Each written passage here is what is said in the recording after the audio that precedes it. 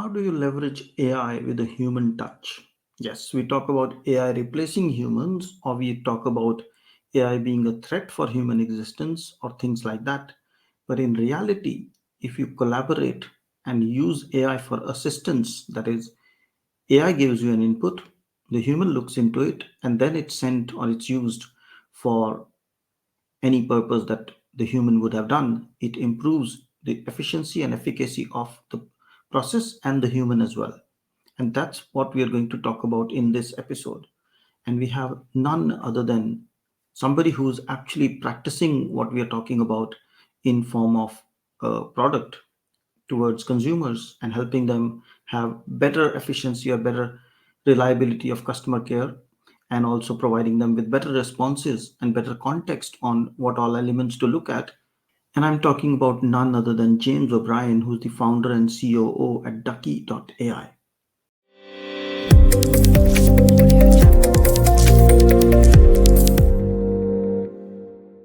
Hello, and welcome to the Fit for Privacy Podcast with Punit Bhatia. This is the podcast for those who care about their privacy. Here, your host, Punit Bhatia, has conversations with industry leaders about their perspectives, ideas, and opinions relating to privacy, data protection, and related matters. Be aware that the views and opinions expressed in this podcast are not legal advice. Let us get started. So, welcome, James. Welcome to Fit for Privacy Podcast. Thank you, Punit. Great to be here. I really appreciate you having me. It's a pleasure to have you. And as we talk about AI in these days, let's start with something which everyone has an opinion and everyone sees it differently. How do you see AI or define AI? Because there are many definitions. I love this question. I'll give you two very quick answers. The first is that AI is a really broad term, right? People have been using the term AI for a long time. And even if we think of things like, algorithmic logic trees, right? That's AI. That they're not cognizant by any means. Not to say that standard AI is these days anyway, but all I'm trying to say is that AI is a very blanket term. So typically when we think about the way that people perceive AI today, it's really more an application of machine learning technology where, compute and programs, these transformers are actually quote unquote making decisions or predicting the next thing. And then that's really the core corpus of the technology is prediction. Indeed. I think you said it right. There are many usages of AI, and many systems can be classified as AI, but people tend to overuse the word AI and confuse with a lot of, I would say, traditional systems which were doing the stuff, making some predictions, but not using the data to learn and so on, and still being classified as AI. So there's a lot of confusion in the market around it. But there's also a confusion or a hype around the kind of impact it will have on human mankind or society.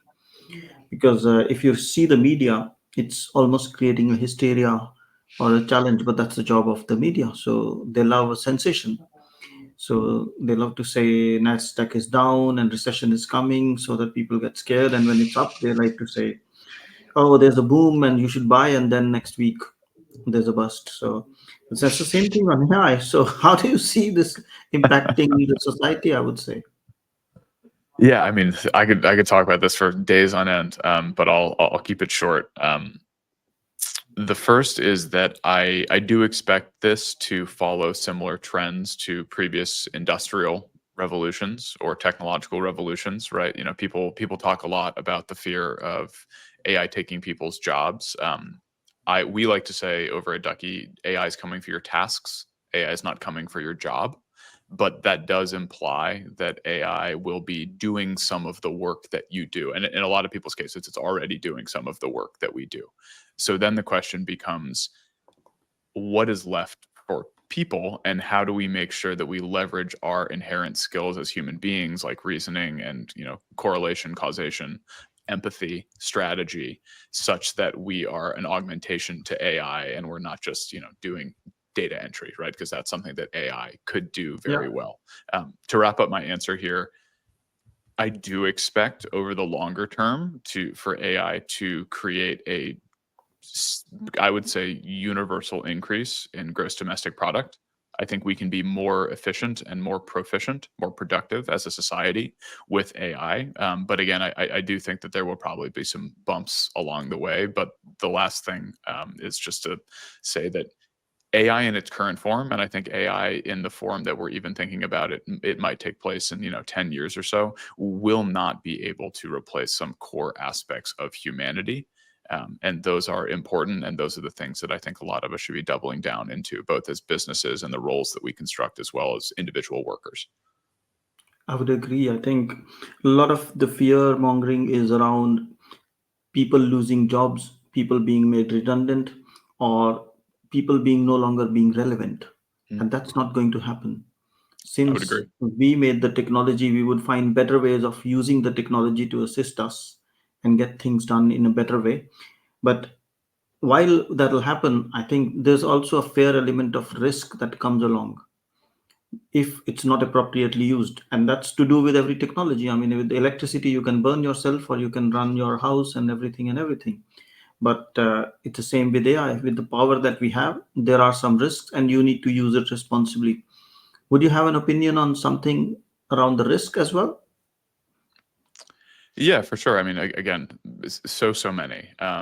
I think one is, and this is a pretty hot button topic in the world of customer service and support, where some people will message frequently on message boards. It's like, hey, we've got a bot that's really good, but I don't want my customers to know that it's a bot, right? Like Yeah. I want them to think they're talking to a person.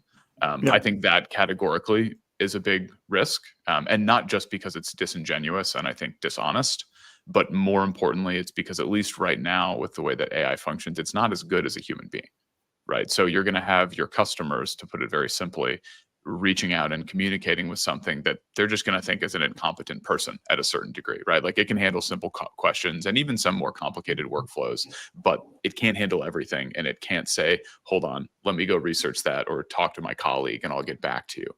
I mean, I guess it could if you programmed it, but it's not how most of them function. So I think the differentiation between application and reality and expectation is really dangerous. And it's something we like to talk about, like honest AI. And I think that those of us who work in the industry, specifically those who are, incredibly well funded and creating some of these transformative, like base level language models, I think it's our responsibility to ensure that things like privacy and intellectual property are protected, specifically on the side of creatives and artists. And I think it's also really important for us to educate people. Not only are they interacting with, I like to say it flippantly, are they interacting with a robot? And that leading people down an inappropriate path and thinking that they are talking to a human when they're not, I think is one of the more dangerous things, at least in the beginning of AI. I think you're extending that aspect of responsible AI to honest AI, saying make sure and make transparent that someone is interacting with AI and let AI do its minimalistic job rather than extending it to be a full chat box or chatbot, which is trying to solve customer problems because it won't. It can only do it probably in collaboration or in assistance from a human. And that's where the real balance is. Is that? Yeah, I think that's, and I know you're, I know you're speaking back through a couple of things that we talked about a moment ago. But I do want to make one caveat, which is that, like, I'm not out here, ragging on chatbots. Like, chatbots are good, and they can solve a very specific subset of problems incredibly well. But what I am saying is that there is an outer bound to the things that they're capable of solving, and we've all had this scenario, right? Like, we're chatting with something, and it says, here's my answer. Was that helpful? And you're like, no. And then it tries again. It says, here's my answer. Was that helpful? You're like, no, it wasn't helpful. Right. So there needs to be that stopgap where all of a sudden the chatbot or whatever the system is says, hey, let me call in my human overlords here. And because I think you need a little bit more help than I can provide. And that's a part of the honesty that I'm talking about.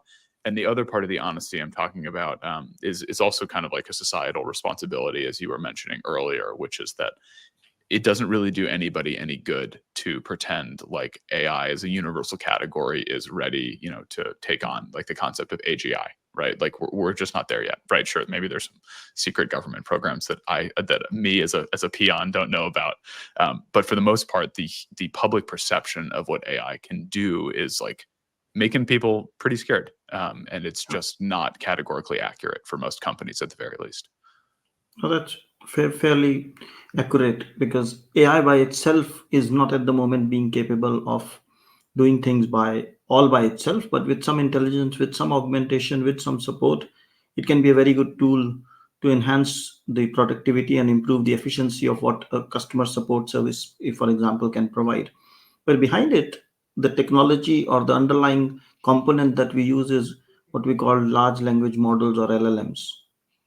So, is that something that can be configured? Is that something that can be tweaked? Is that something that can be adjusted to make sure that it does its part, which is it is good at, and then refers to a human when it's necessary? Is that possible? Yeah, it's very possible. It's very possible to. I mean, they're incredibly customizable, and I don't necessarily mean like fine tuning, billion and billion parameter models here. Yeah. We like to refer to the fine tuning, so to speak, or I'm forgetting the word that you used, but the way to cobble them together to do very specific things and kind of limit or make more specific their outputs. We like to refer to them as harnesses, right? Just as an example, right? Like we can't go fine tune OpenAI, this primary LLM that we use on a day-to-day basis, right? Like there are different things that we could do to run that on premise or to fine tune an open source model that was smaller. But there are pros and cons to making those choices, as there are with anything. So I'll just give you an example of kind of how we structure some of it on our side. We have a fundamental commitment to protecting user privacy and identity. And I'm not just talking about our clients, which are businesses, but our clients, right? Very often when a customer support email comes through, there will be names, there will be email addresses, there will be things of that nature that we don't actually need to feed to a large language model in order to do our job. Sometimes those names or email addresses are important identifiers for us, but they can be one-way hashed, they can be encrypted, such that if we ever do need to harken back to that piece of information to say, oh, this email came from James, and then we can combine those two pieces of information to know where they came from. That's an important thing to be able to do, but those are things that we can do on our side before we ever send any information to a third-party LLM provider. And similarly, we use a structure called simplified state representation. So there are other pieces of a customer email, just as a very specific example for what we do, that we run on premise for a fine-tuned version of an open source model that we use. We essentially append them, we summarize them, and then once we need a larger, more capable large language model to do some of the work for us, that's when we engage with an outside third party. But at that point, we've already stripped out all the PII, we've already stripped out any sort of identifiable information.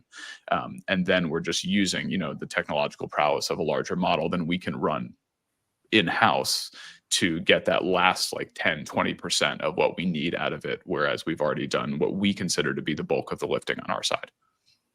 So if I get it right, it works in stages and Yeah. very, very high level. Stage one, you strip out all the unnecessary elements, and that's also a form of AI or LLM that's used, say, doing so.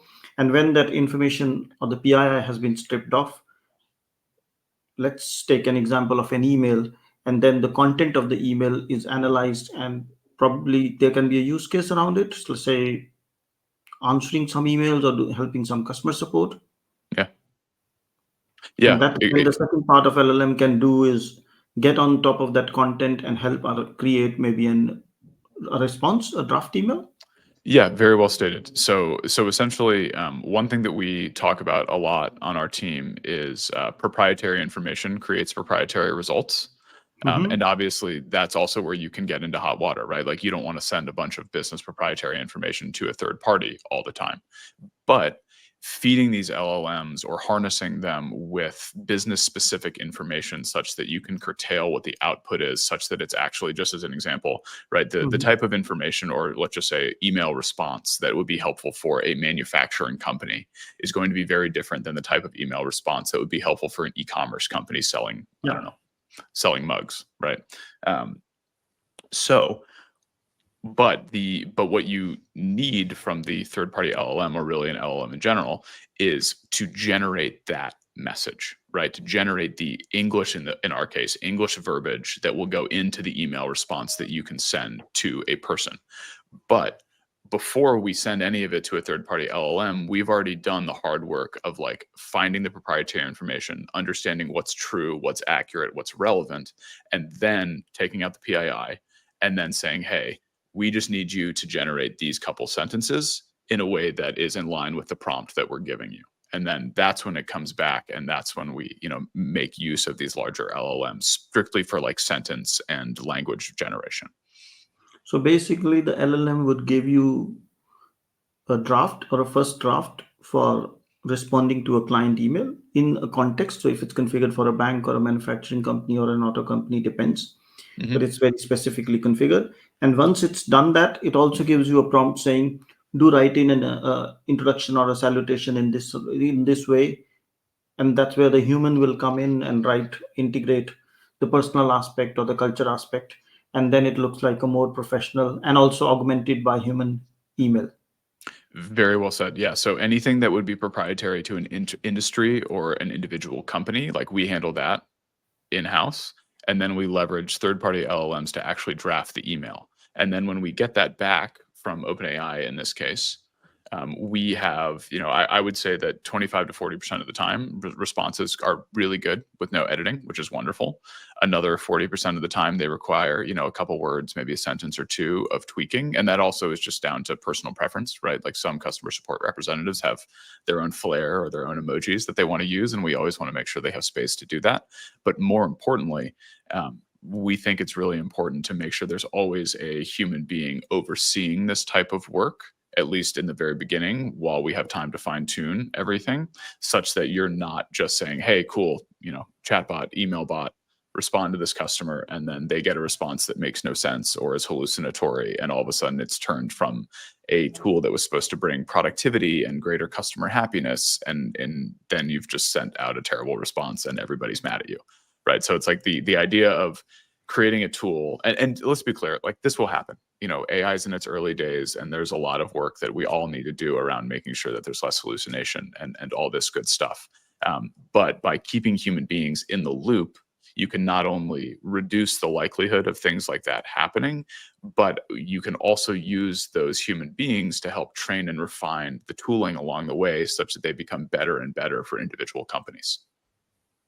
No, that makes perfect sense. But I think, isn't that exactly the use case that you have implemented in Ducky.ai, your own company, that you take or you configure a customer service engine, agent, LLM, whatever we call it. It analyzes the incoming email traffic and prepares the email and makes it ready for a human to look at, so that the human effort of doing the standard work of analyzing the email, finding out which it belongs to and what needs to be answered is done. But of course, the human still has to review it and bring in the personalized touch and the responsibility around it. Yes, that's very well stated. That's one of the things that we do. And we do it for exactly the reason that you said, which is that very often in customer support, specifically for contracted support folks or for more junior support folks, there's what we refer to as the cold start problem, where a customer email comes in and they don't necessarily know how to start.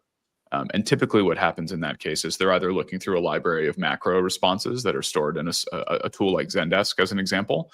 And very often those will be, they'll be good, especially depending on the individual company. Like every company maintains their own macros, but very often they don't cover every scenario, and the macros still need to be tweaked for the specific answer, their specific problem at hand.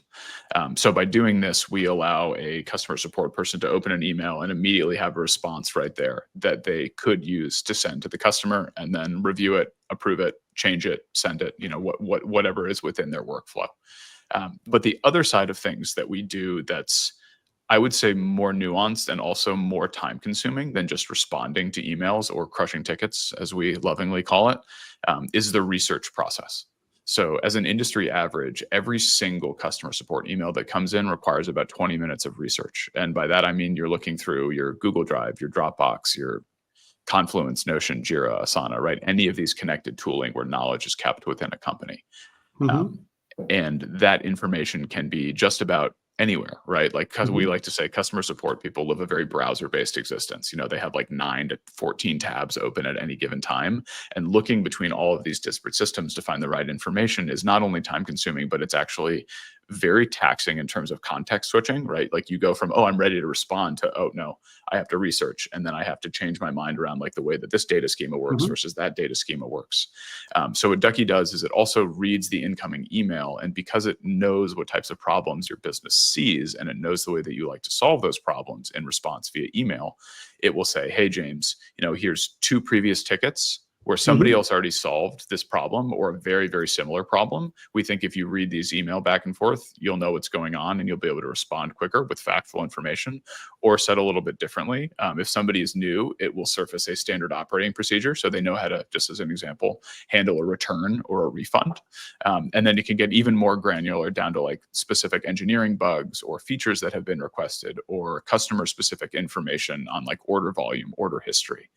So anyway, to wrap this response up, it really just gives you everything you need in one place to start on making a response to a customer, and then hopefully do it a lot more quicker, a lot more quickly, and a lot more efficiently with better quality and fidelity of information.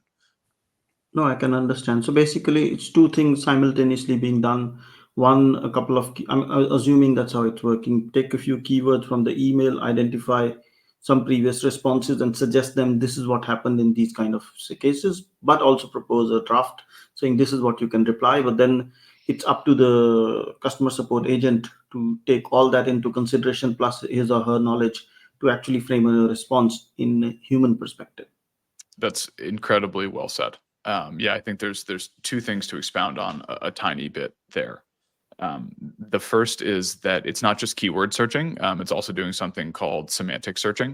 Okay. So as an example, keyword is, if I want to look for the word utilize, right? And I misspell the word utilize when I'm searching, the responses, or sorry, the references that get surfaced will not be accurate. Right. But if I was to say, if I was to Google, sorry, not Google, if I was to search for make use of, right, it would still find me emails that use the term utilize because it's matching the intent or the context of what I'm curious about, not just the keywords that I'm searching for. So that's pretty much like human beings because somebody who's smart, somebody who's well to do and understands communication would not focus on the words, but would focus on the essence or the intention of saying and then frame a response accordingly to what the intention has been rather than the words. While if you focus on the words, sometimes the person doesn't have the capability or the skill to articulate what exactly they want to say. So sometimes you have to go beyond the words. And that is what you mean by semantics rather than keywords. Again, you're a master summarizer. Very well stated. And I think that's true, right? All of it's funny. I almost feel like when we get caught on keywords, a lot of the time Yeah, we're just looking to disagree on something. Whereas if indeed. you take a step back and you think about like, all right, what's Punit trying to say to me right now? Correct. You can usually find more empathy, and then you can usually also find a more logical way to understand and communicate about any given topic. Yeah, and that's when the real communication happens. Before that, it's tennis match of words. Yeah, which is a thing, right? I mean, we all Yeah. know using different vocabulary is we actually spend. So we have we have folks in the U.S., we have folks in the U.K., we have folks who work in very different doctrines, engineers, designers, myself, operations and business development, and very often the same acronym or the same word can be used by different people to mean different things, specifically culturally.